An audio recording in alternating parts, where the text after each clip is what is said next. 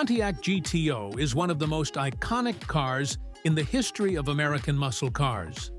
Known for its raw power, aggressive styling, and contribution to the muscle car era of the 1960s, the GTO set the standard for performance vehicles and earned its place as a legend in the automotive world.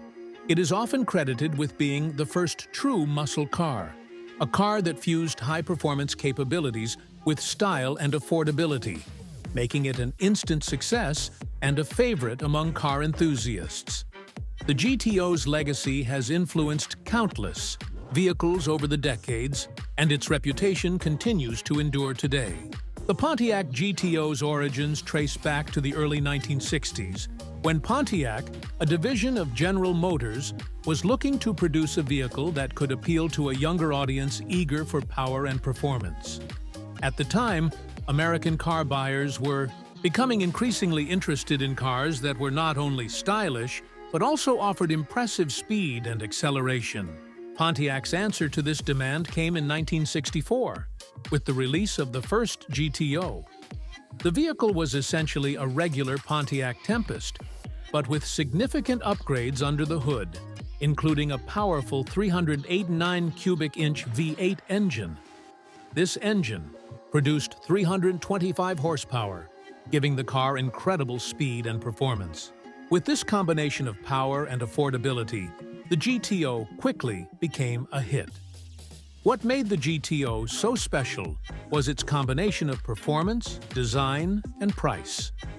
Prior to the GTO, most high-performance cars were out of reach for the average consumer, both in terms of cost and accessibility.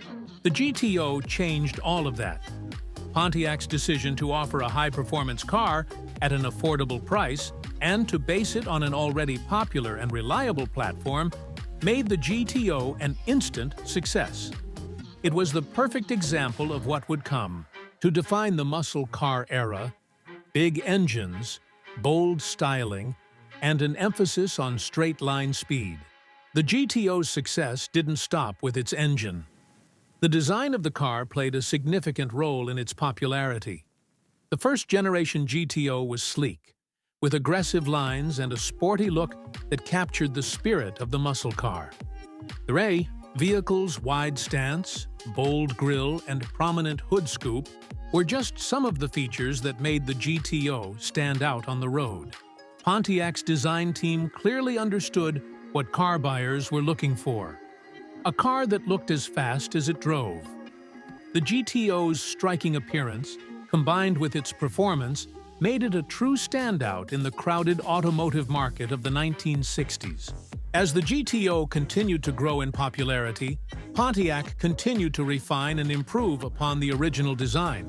By 1966, the GTO had become a full-fledged model in its own right, no longer just an option package for the Tempest. The GTO received several key upgrades during this time, including a more powerful engine and more refined styling. The 1966 GTO featured a new front-end design with a split grille, and it was available with an optional 389 cubic inch V8 that produced up to 360 horsepower. This new engine option helped the GTO solidify its reputation as a performance powerhouse. Throughout the 1960s and early 1970s, the GTO underwent several updates and revisions.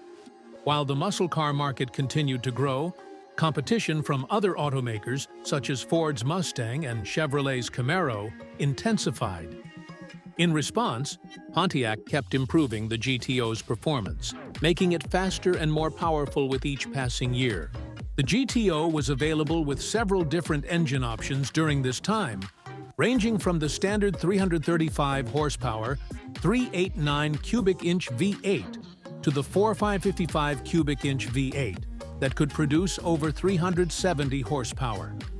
These engines made the GTO an even more formidable force on the road, allowing it to compete with the best of the muscle cars of the era. One of the key features of the Pontiac GTO was its versatility. While many muscle cars were primarily designed for straight-line speed and drag racing, the GTO was built to be a well-rounded performance vehicle. The car's suspension and handling were designed to provide a smooth and controlled ride, even at high speeds.